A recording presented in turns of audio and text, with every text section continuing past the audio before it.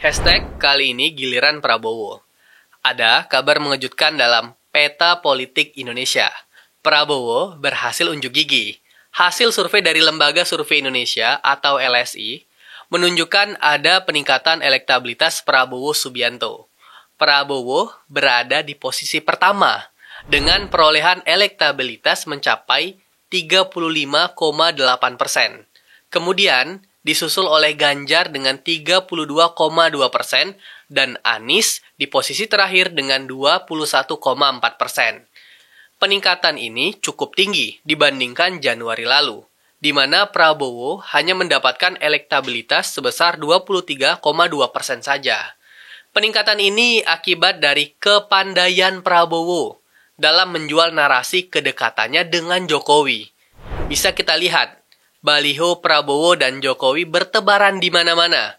Pernyataan Prabowo juga selalu diisi dengan pujian dan pengungkapan rasa hormat pada Jokowi. Prabowo berhasil menjual nama Jokowi dengan maksimal. Karenanya, sebagian pemilih Jokowi gamang dan akhirnya berbalik arah mendukung Prabowo. Figur Prabowo sekarang tampil di depan publik disulap sedemikian rupa, sehingga diterima oleh pendukung Jokowi. Lalu muncul narasi bahwa Prabowo memiliki gagasan. Dia akan melanjutkan kepemimpinan Jokowi. Tapi, apakah cara Prabowo menjual gagasan seperti itu bisa dijadikan patokan dalam memilih seorang pemimpin? Tentu saja tidak. Cara itu menurut saya bahkan tidak etis. Karena seorang tidak tampil dengan kemampuan dirinya sendiri, tapi menggunakan nama orang lain untuk mengangkat dirinya. Menurut saya, idealnya seorang pemimpin itu tidak hanya dilihat dari tampilan dan gagasannya doang. Benar, memang gagasan itu penting. Tapi selain gagasan tadi, seorang pemimpin itu harus dinilai juga dari pengalaman dan hasil kerja dalam memimpin masyarakat. Dalam perusahaan misalnya, HRD saja memilih kandidat yang dipekerjakan dengan melihat dari pengalaman dan hasil kerjanya di perusahaan yang lama. Maka, memilih pemimpin pun harus memakai cara seperti itu. Sehingga, pengalaman kepemimpinannya penting jadi pertimbangan kita untuk memilihnya. Dari ketiga nama yang masuk dalam puncak hasil survei tadi, Ganjar dan Anies punya catatan pengalaman dan hasil kerjanya dalam memimpin suatu daerah.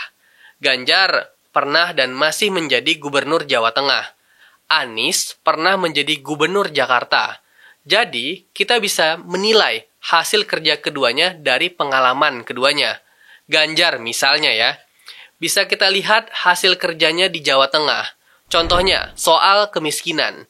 Berdasarkan data Badan Pusat Statistik Jawa Tengah, selama 9 tahun terakhir, Ganjar berhasil menurunkan angka kemiskinan hingga 3,51%.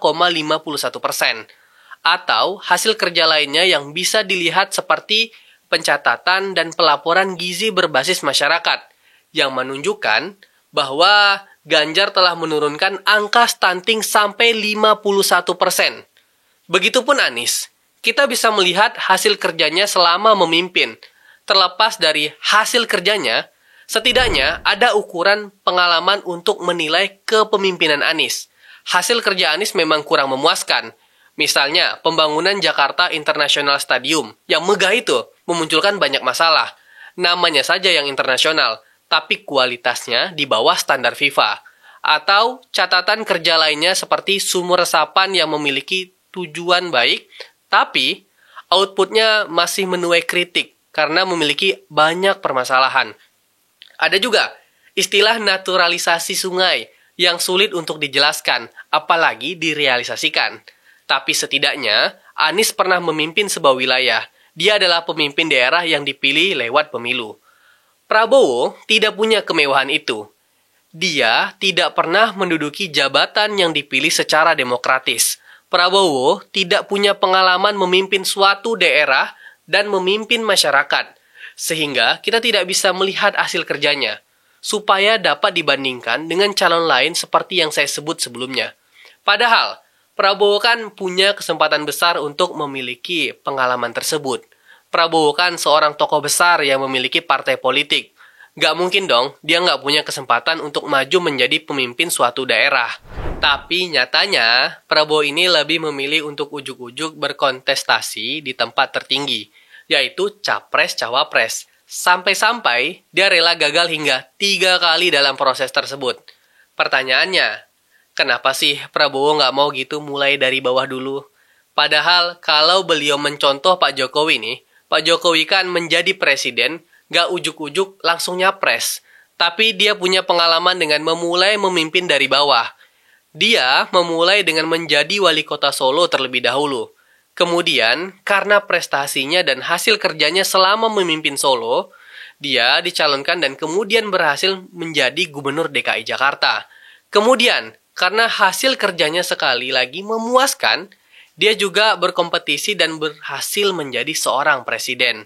Dan Jokowi pun jadi presiden bukan karena beliau dekat dengan presiden sebelumnya yaitu SBY. Jadi nggak ada gimmick-gimmick kedekatan dengan SBY untuk beliau menjadi presiden.